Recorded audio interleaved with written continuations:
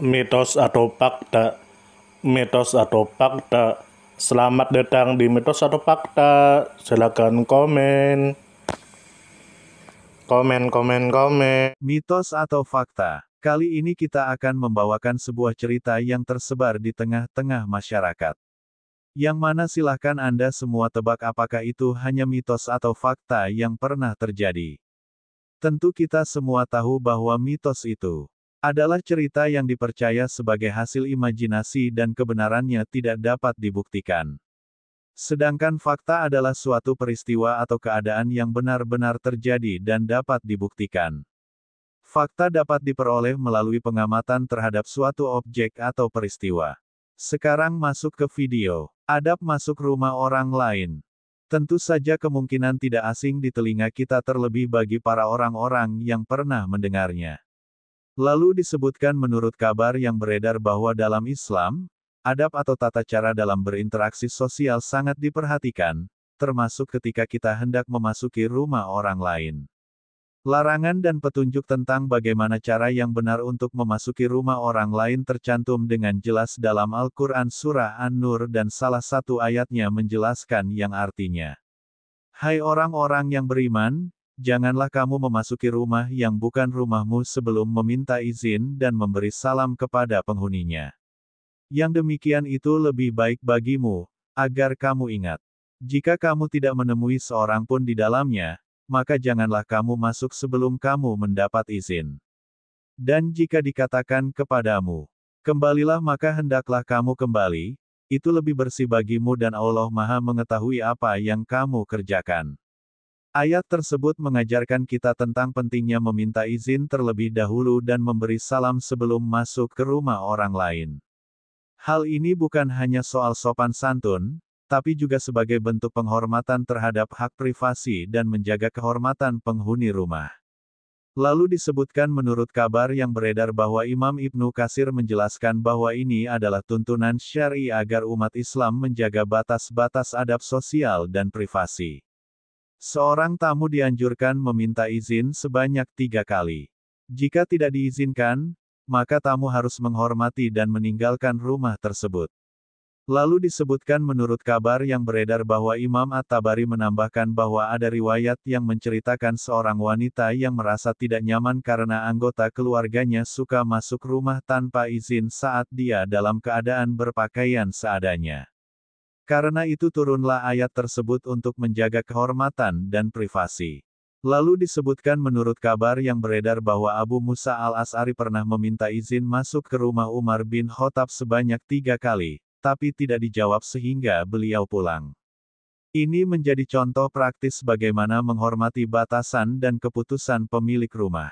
Lalu disebutkan menurut kabar yang beredar bahwa tata cara meminta izin masuk rumah yang baik. Berikut adalah beberapa adab penting dalam meminta izin masuk rumah. 1. Mendahului dengan salam. Sebelum bertanya izin, sebaiknya mengucapkan salam seperti Assalamualaikum, sebagai tanda penghormatan dan doa keselamatan bagi penghuni. 2. Berada di sisi kanan atau kiri pintu. Agar pandangan tidak menyinggung atau melihat hal-hal yang tidak halal, sehingga menjaga kesopanan dan rasa hormat kepada pemilik rumah. 3. Tidak melihat ke dalam rumah tanpa izin. Pandangan yang memandang masuk tanpa izin adalah dosa dan bahkan Rasulullah mengizinkan sanksi bagi yang melakukannya karena dianggap pelanggaran serius terhadap privasi. 4. Meminta izin maksimal 3 kali. Jika tidak mendapat jawaban, tamu harus pulang tanpa memaksa. 5. Menjawab dengan jujur saat ditanya identitas. Tidak cukup hanya mengatakan saya, tapi harus menyebutkan nama agar pemilik rumah mengetahui siapa yang meminta izin. 6. Ketukan pintu tidak terlalu keras. Ketukan lembut dengan kuku lebih disunahkan untuk menunjukkan kesopanan dan tidak mengganggu penghuni. 7. Menghormati perintah pemilik rumah untuk pergi. Jika disuruh kembali, maka tamu wajib kembali untuk menjaga kebersihan hati dan hubungan sosial. 8. Tidak masuk rumah yang kosong tanpa izin. Masuk rumah yang tidak dihuni tanpa izin dianggap mengganggu dan melanggar hak kepemilikan. 9. Kecuali jika ada undangan atau utusan. Jika diundang atau diutus, maka itu sudah termasuk izin untuk masuk. 10. Meminta izin juga saat hendak berdiri dan meninggalkan majelis. Ini adalah bentuk adab dan penghormatan kepada tuan rumah dan orang yang hadir. 11. Meminta izin khusus kepada perempuan dalam rumah. Agar menjaga aurat dan kehormatan khususnya jika pengunjung laki-laki. 12. Memberi kabar kepada istri sebelum masuk rumah. Agar istri tidak kaget dan dapat menjaga keharmonisan rumah tangga. 13. Aturan khusus untuk anak-anak dan pembantu. Mereka wajib meminta izin pada waktu-waktu tertentu agar privasi tetap terjaga. Lalu disebutkan menurut kabar yang beredar bahwa hikmah dan manfaat adab meminta izin masuk rumah. 1. Menjaga privasi dan kehormatan penghuni. Islam sangat menekankan penghormatan terhadap hak milik dan privasi, sehingga menghindarkan dari gangguan. 2. Mencegah fitnah dan hal-hal yang tidak diinginkan. Dengan izin dan salam, kita menghindari terciptanya prasangka buruk atau situasi yang memalukan. 3. Melatih kesabaran dan etika sosial. Menghormati izin berarti kita belajar menghargai hak orang lain dan berperilaku sesuai norma. 4. Menguatkan hubungan sosial yang harmonis. Dengan aturan yang jelas, tidak terjadi konflik dan kesalahpahaman antar tetangga dan keluarga.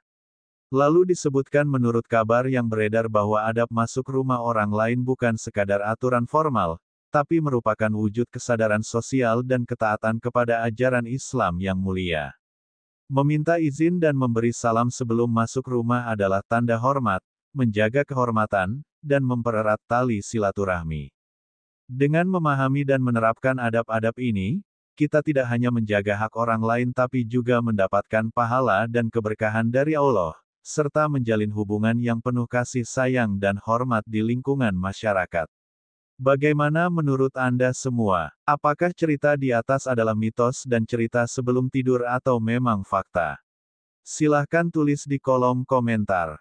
Note, kami bertanya kepada Anda yang mendengar dan melihat video ini. Bagaimana menurut Anda semua? Apakah itu mitos atau fakta? Jika mitos, silakan tulis di kolom komentar.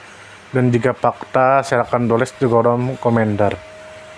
Karena kita tahu bahwasanya mitos itu adalah cerita yang dipercaya sebagai hasil imajinasi dan kebenarannya tidak dapat dibuktikan. Sedangkan fakta adalah suatu peristiwa atau keadaan yang benar-benar terjadi dan dapat dibuktikan. Nah, jadi bagaimana menurut Anda semua? Apakah ini mitos atau fakta? Silakan tulis di kolom komentar.